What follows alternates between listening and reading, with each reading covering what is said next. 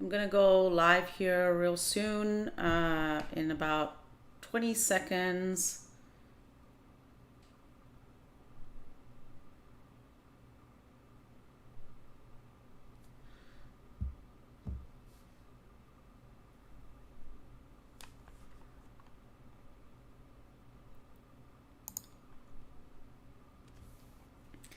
Hi, everybody. Good Thursday evening to everybody. What a tumultuous week we've had. What a week. Lots of things to talk about, but I want to focus in on five key things here that's going on. Actually, four and one just to end here. A long week of what's going in Afghanistan with no end in sight. We want to talk a little bit about what's going on with Democrats in the House and the infrastructure bills, and will they pass or will they have challenges, and what will the outcome be? So we'll review that a little bit. I would like to shed some light on the SNAP program, which the Biden administration extended and increased the amount of SNAP payments. This is supplemental nutritional program. So this is commonly known as food stamps. And it's important because this is something that's very near to my heart. And I want to share a couple of pieces of data with you that should really, get us all thinking about what is going on in our country in terms of food insecurity among many, many families. And then let's talk a little bit about Texas before we end. At the very end of the day today, lots of exciting updates. What will happen? Will these voter suppression bills that have been lingering in the special sessions as well as the regular session, will they actually make it through? What can we do to stop them? We'll talk a little bit about that. And of course, this week you heard a lot about Governor Abbott and him contracting COVID. I hope he's recovering quickly and is well again. But we'll talk about what is going on in Texas, and we'll end with that. So let's talk a little bit about Afghanistan. This week we saw really horrible images coming out of there. All of you saw the image of, hundreds of people basically running with a military airplane trying to lift off the Kabul airport rather. And it was an extremely tragic scene that we saw here all over the news. And then we saw hundreds of people sitting inside a military airplane, just sitting there without any luggage, packed in one behind the other.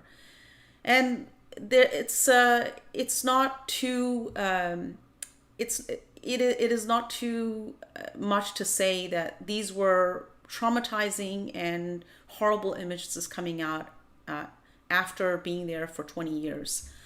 And it doesn't take you to be an Afghanistan expert to realize that after being there for 20 years and spending trillions of dollars with thousands of American soldiers dead, but not to mention the other fallout from the other types of fallouts from the war, for example, injuries, both physical and mental, and the families of those soldiers in the United States having to cope with that for the rest of their lives. And of course, the tens of thousands of Afghan lives that were lost over these 20 years.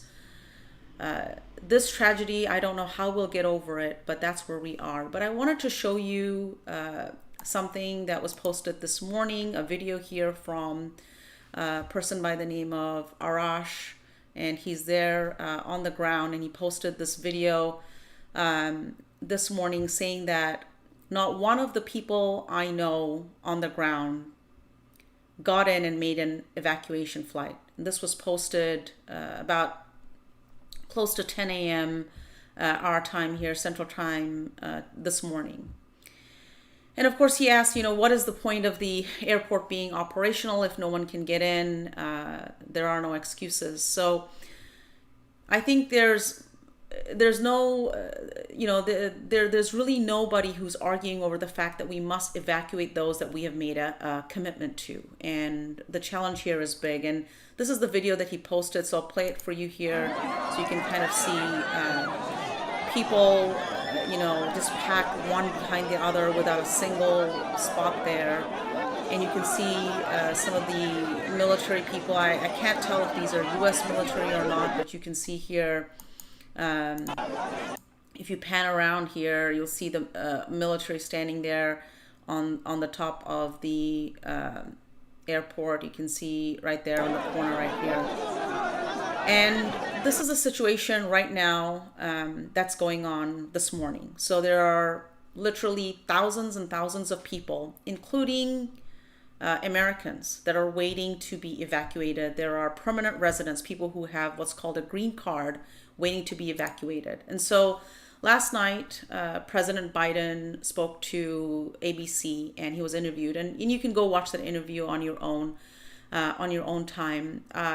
Of course, I think that we definitely should be out of there. And yes, it would have been a lot of chaos, and it seems like the Taliban would, have control there no matter what, no matter when we left. But let's look at a couple of excerpts from this that I want to bring to your attention. So one of the things he's asked about is that there's a lot of chaos still at the airport. And, one of the good things that President Biden said is that, look, we're going to get these people out. We understand that there's a lot of chaos there, that they did not anticipate that they would, that Afghanistan would fall so quickly in a span of such a short amount of time. So he did make that assertion. And then, of course, he was asked about these pictures that we all saw all over social media, and hundreds of people packed into these military aircrafts. And President Biden said, well, that was 4 or 5 days ago. And right now I just showed you a video of what's going on right outside the airport. There are hundreds and hundreds of people still waiting to evacuate. And what Biden is saying is that we have to gain control of this. We have to move in a way that we can take control of the airport, and we did. Of course, these images don't give us a lot of assurance that people will have the ability to be evacuated in a safe manner. It's very, very difficult to watch these videos coming out of Afghanistan right now. One of the questions he was asked is, do you think this exit could have been handled in a better way? And of course, President Biden said, look, it's the idea that we would have gotten out without some chaos. It's very, very difficult to imagine. But here's the thing. This deal between the Taliban and the United States was formed under the previous president's administration, the Trump administration. They had a deal. They knew this was coming. They knew when the deadlines were. The president was sworn in, more than 6 months ago. The new president was sworn in 6 months ago. Between the time when this deal was done and the deadline of evacuating people who wanted to be evacuated, there were months.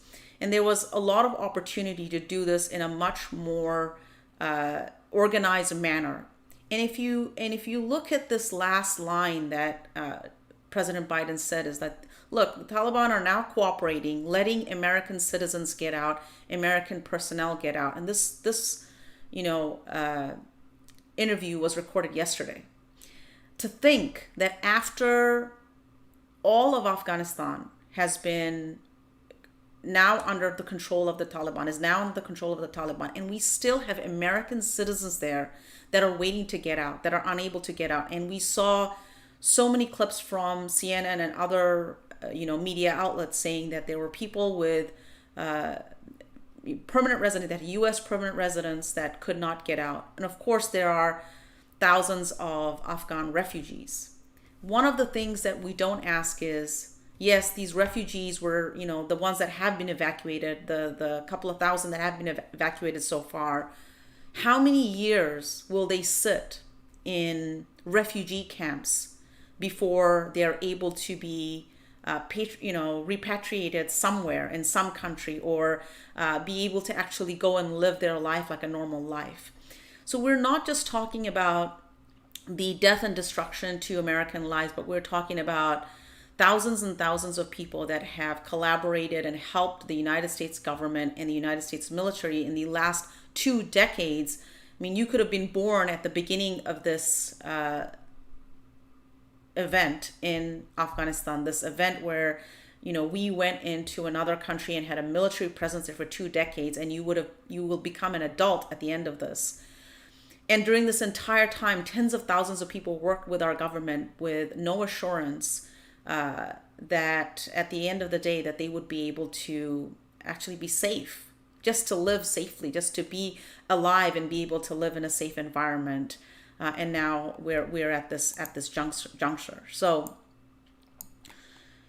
one of the polls that's been out there is, were these wars worth fighting? And it's a little bit ridiculous to even ask this question when it is abundantly evident that for years the American public, the American voters, the United States citizens, regardless of party, regardless of whether they are a Democrat or a Republican or an independent, it doesn't really matter, that they have been not on board with fighting war after war that costs trillions of dollars of, by the way, our productivity, our work product being spent overseas to what end, to achieve what?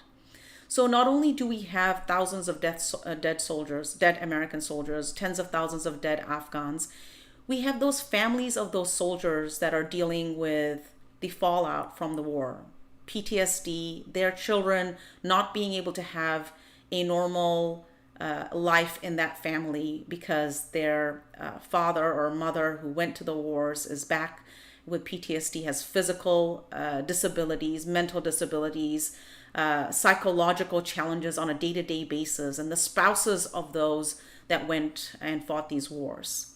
To accomplish what? What is the end goal for us to be doing these things?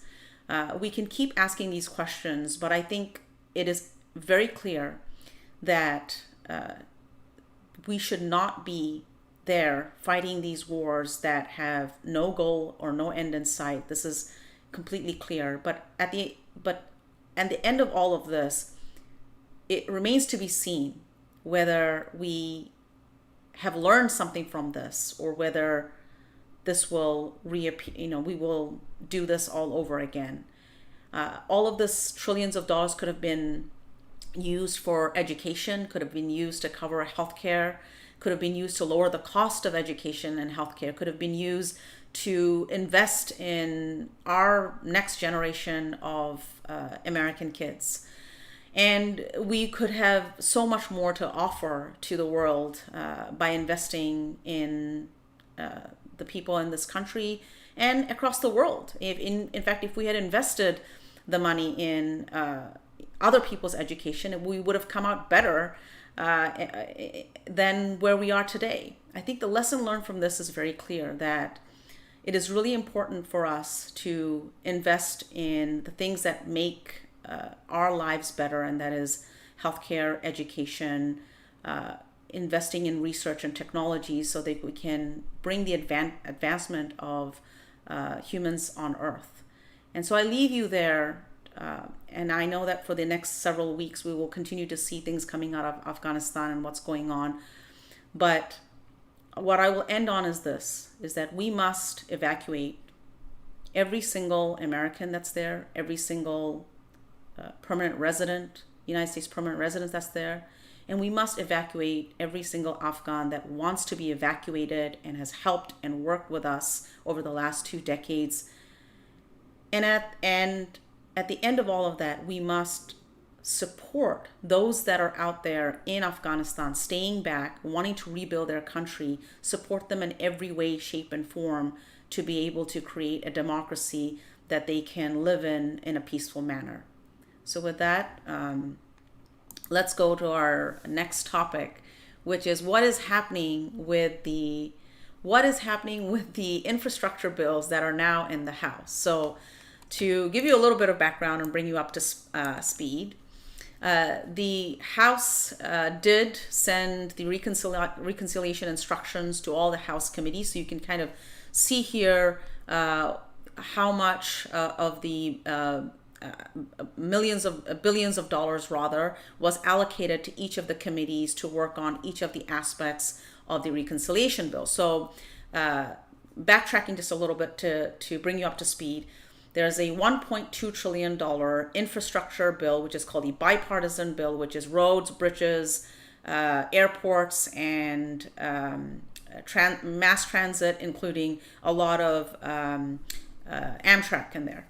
So that was the $1.2 trillion bill, which passed in the Senate, and it has been sent to the House to be passed. And in conjunction to that, there is a $3.5 trillion what's called reconciliation bill, which has a lot of the other items that Democrats have been wanting to pass. So, for example, 2-year free college, expanding Medicare to include vision, eyesight, dental, etc., expanding pre-K, universal pre-K, expanding things like paid family leave, etc. So that $3.5 trillion bill is now being formulated, or actual the meat of the bill is being formulated right now in the House. So that's underway.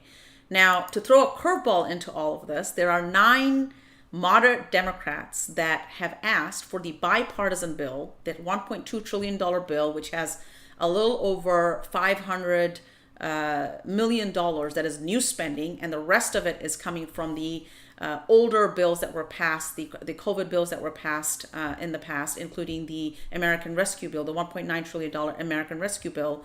They want this to be passed, and their logic is this. These 9 Democrats are in what they call moderate districts or swing districts. And they are saying, look, in order for us to be able to win the midterms, we need to have something to show our voters. We don't want to wait on the $3.5 trillion reconciliation bill, but we want to get this bipartisan bill done. Okay? And of course, House Progressive, the Progressive Caucus is saying no. We want to make sure that both these bills go together, because it's absolutely important for us to pass the $3.5 trillion reconciliation bill. So these 9 Democrats, which is headed by Representative Josh Gothelmeyer out of New Jersey, have written a letter to Speaker Pelosi. They wrote a letter to Speaker Pelosi. This was earlier this week, putting in their reasoning for why they want this infrastructure bill to be passed without the reconciliation bill. So they want it to be passed right away. But what that puts, that takes away pressure from passing the $3.5 trillion reconciliation bill. And what Speaker Pelosi has said is that she has asked the House to change the rules so that both of these bills can pass together and go through and be voted on. So they pass together. So you don't pass one bill ahead of another, so they're both dependent on each other. So that is what's going on right now, and a lot of people are saying, well, will progressives hold the line? Will they make sure that this $3.5 trillion bill actually passes? And will these 9 moderate Democrats derail all of this work? So it seems very clear that Speaker Pelosi is very much on the side of the progressives, and including the White House and President of the United States, President Biden strongly supports Speaker Pelosi's House rule to bring both of these bills, the bipartisan infrastructure bill and the rest of President Biden's agenda together.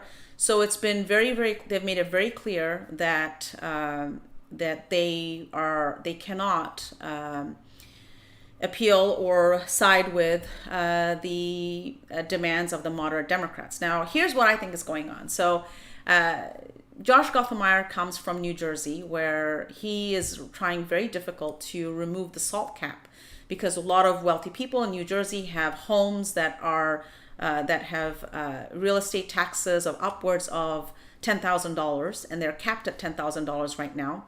And so that is one of the things that he really wants to be eliminated. The SALT cap, he wants that to be eliminated. It's important for him, for his constituents, wealthy constituents, by the way. Wealthy constituents, they probably don't need this cap, but they want this cap very much, especially East Coast people who live in New York and New Jersey and some of those Massachusetts, some of those East Coast states where they are homeowners of homes that have real estate tax above $10,000. They don't get to write that off. So that's what's really going on here. And moderates are also demonstrating to their constituents that they are moderate. They want to pass this bipartisan bill, but the $3.5 trillion bill, well, if it passes, great. If not. But at the end of the day, I think here progressives do have the advantage. They have the advantage because this $3.5 trillion reconciliation bill is extremely popular with the American people, not just Democrats and not just Democrats who consider themselves, progressives, but Democrats across the spectrum want to see these types of legislation passed. And lots of independents, anybody who has a family and who works a job right now that does not give you paid medical leave, does not give you paid leave of any kind, this is a huge change in our country. If you have children, this is free pre-K. This is a huge deal if you're a family with little children. If you are sending if you have teenagers at home today that you're hoping to send to college, free 2-year college, that is a game changer for, hundreds of thousands of families across the United States, whether you're Republican or Democrat or independent or whatever, it does not matter. This bill is extremely popular, and at this point, it just seems that the House moderates are trying to set themselves up so that they have good negotiation tactics. They have a good way to negotiate what they want in this $3.5 trillion bill versus actually being against the $3.5 trillion bill passing along with the bipartisan bill. It is important that both of them pass and that they pass this year for Democrats to be able to take something to their constituents and say, look, this is what we accomplished. So at the end of all of this, I believe that we are on a good path and that the progressives will hold the line and that hopefully we will get a $3.5 trillion bill passed. And if it does pass the House, I think it will apply tremendous pressure to the 50 Democrats that are in the Senate to pass the bill as is. I think Democrats across this country will deliver this mandate and will not put up with any Democratic senator in the Senate that does not pass both bills. Well, the bipartisan bill has already been passed, but that does not pass the reconciliation bill fully intact with the $3.5 trillion. I think it will be a very, very, very difficult thing for them to sell if they're against that $3.5 trillion bill and if they don't get it passed this year. So that's what I think is going on with the Democrats in the House. So as I mentioned when we started this, I wanted to talk a little bit about SNAP. And this is the Supplemental Nutritional Program that we have in the United States, also known as food stamps for the average person. Most of you have heard of food stamps. What you may not know is that on average, I believe I read that most people get about $120 on average per person per month for food stamps for people that are struggling. And there's a lot of criteria to be able to actually qualify for food stamps. And that amount, this historic increase in food stamp went up about approximately $36 for each person. So if on average you were receiving $121, you'd receive $36 more per month per person. That's what's happened. And I want to talk about two things here. One, that we don't realize that today there are approximately somewhere around 45 million families in the United States that benefit from this program today. That tells you the extent of food insecurity in our country. The second figure that I want to send with you, that amounts to about 1 in 8 families. So if you live in a working class neighborhood today and you walk from your home past the next 8 homes, you can bet that every 9th home is a beneficiary of this program. That means every 9th home qualifies and is below this level of poverty that you have to prove to be able to get these food stamps. And that is the status of our country, apparently the world's wealthiest country in the world, that we have so much food insecurity in our country, and that this slight change in the amount of money that families will get, well, it does make a huge difference for families, but it really is a minimal amount. Now I want to share with you the fact that somewhere between 30 to 40% of the food that is produced and sold in grocery stores in the United States today is wasted in our country. So we're wasting 30 to 40% of food while we have food insecurity among 1 in 8 families. And that does not account for the fact that there are many families that are suffering from food insecurity, but are still not eligible to get food stamps, or maybe are too ashamed to even apply for food stamps and are struggling on their own accord. We saw those long lines in Texas of, hundreds and hundreds of cars waiting for, groceries during the pandemic. But regardless of those lines, we have a country here where 1 in 8 families are struggling with food insecurity. And that is something that we can solve, and we can solve it easily. And one last thing I want to talk about before I get off this topic is that other than food insecurity, we have what's called in our country, many areas, food desert.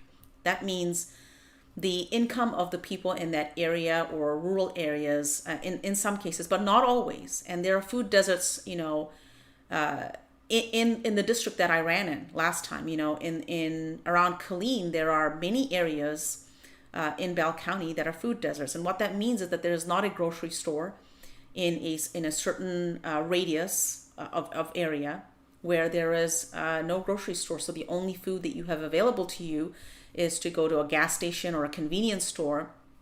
And in many cases, the people who live in that area don't have the ability, they don't have transportation, they don't own a car to be able to go from their home even to that to a grocery store. So they're locked in to have to walk to these places to get food. And I bring that up because there are lots of restrictions around SNAP. And there are lots of types of food that you cannot, lots of types of, not just food, but things that you can eat that are inside a convenience store, for example, that your SNAP benefits don't cover.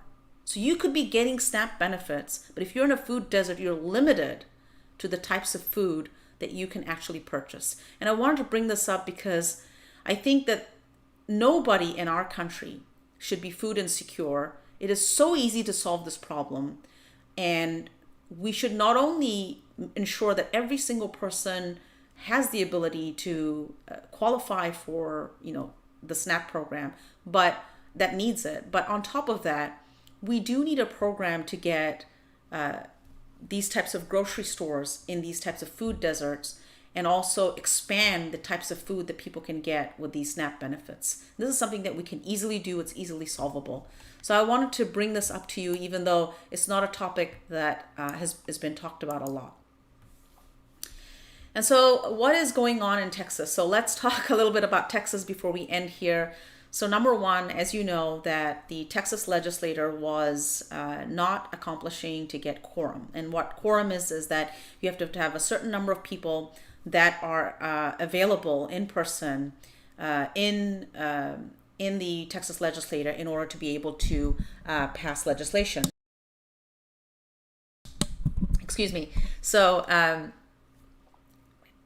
we had not, even though we're in the second special session right now, so we had the regular session in Texas when on the last day, due to voter suppression bills, in order to stop those bills, the Texas Democrats walked out. Then we had a special session over a month when the Texas Democrats, about approximately 50 of them, left Texas and went to Washington, D.C.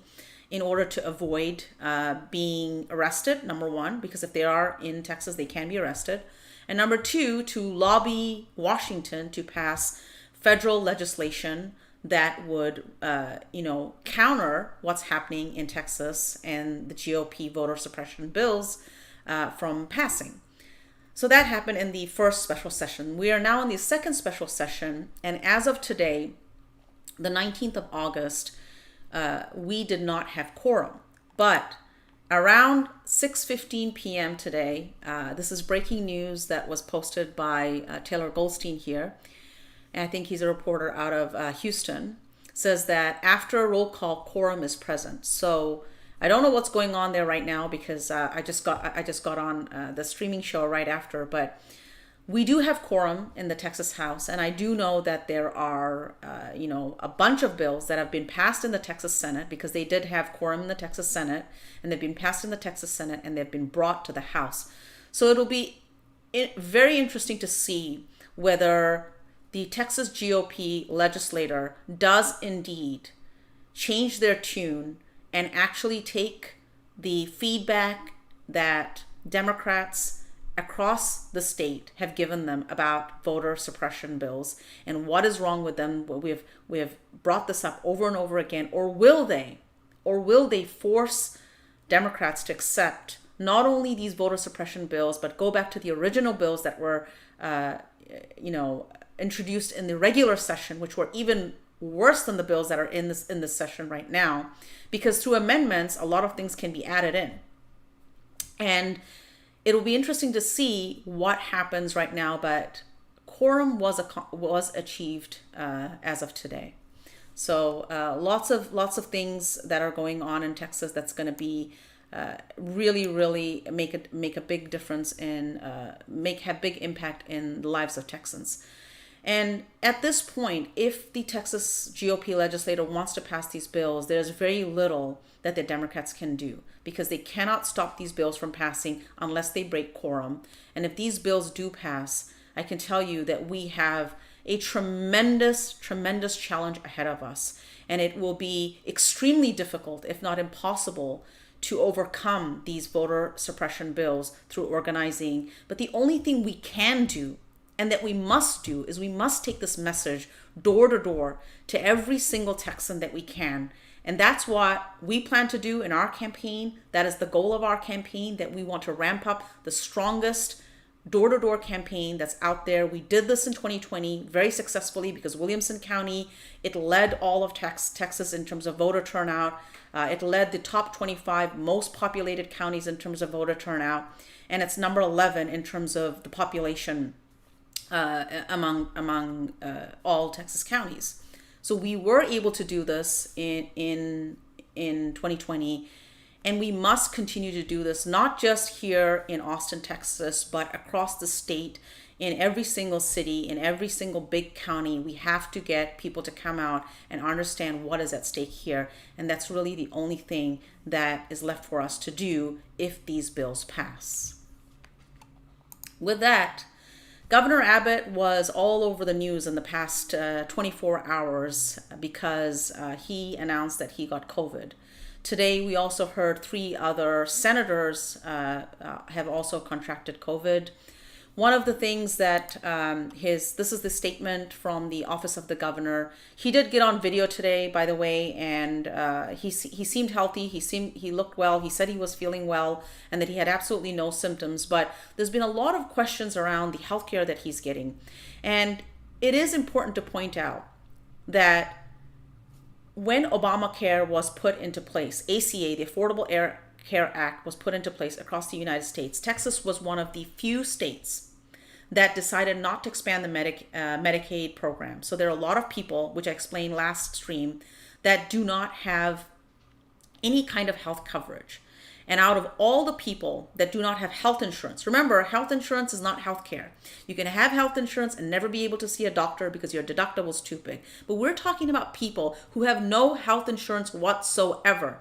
So of all the people in the United States that have no health insurance, 1/3 of them are in Texas.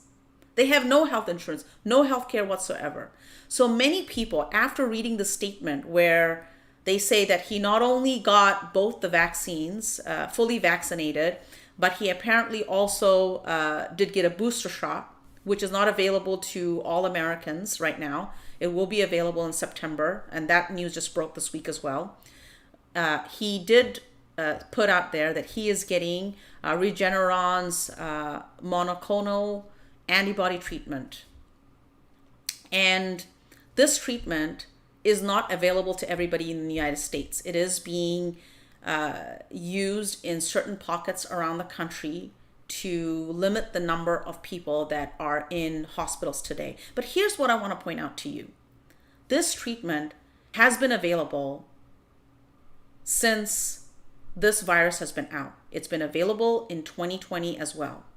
And when 600,000 Americans died, how is it possible that the Trump administration didn't do anything to increase the production of this antibody treatment, to lower the cost of this antibody treatment? Apparently it's very expensive, to make it available to those people who were suffering and dying. And when we had we had lack of people in hospitals, we had long lines at hospitals, we had people dying in the in the hospital hallways where they could not get them into the ER room when we were out of ICU beds. The one question that I think that is on everybody's mind and everybody's talking about is that, why is this antibody treatment not available to all Americans? Number one. Why are we not doing anything at the government level to increase the production of this antibody treatment? Why wasn't it made available to Americans in 2020 when 600,000 Americans died? Or to date, more than 600,000 Americans died from COVID. And wouldn't it be nice? Wouldn't it be nice and wouldn't it be fair if every single American was able to get the healthcare coverage that Governor Abbott enjoys today? And with that, I want to thank you for joining this live stream. I appreciate you joining every Monday night. If you're on Twitter, I do a Twitter Spaces, 9 p.m. Central Time. And I open it up to anybody who wants to share with me their concerns, their questions, or you want to ask a question, or you want to engage in a conversation with me one-on-one. It is open to anybody. All you have to do is get the Twitter app, follow me, Donna Imam TX, DonnaImamTX. Follow me there, join the Twitter Spaces, and let me know what's on your mind. And Thursdays, obviously, at 7 p.m., I do this YouTube live stream. If you like this live stream, go ahead and share it with your friends, family, and tell others to join us too as well. And with that, I want to thank you for joining today, and I hope you have a wonderful evening, and I hope that we get better news coming out of Afghanistan as this week progresses and ends.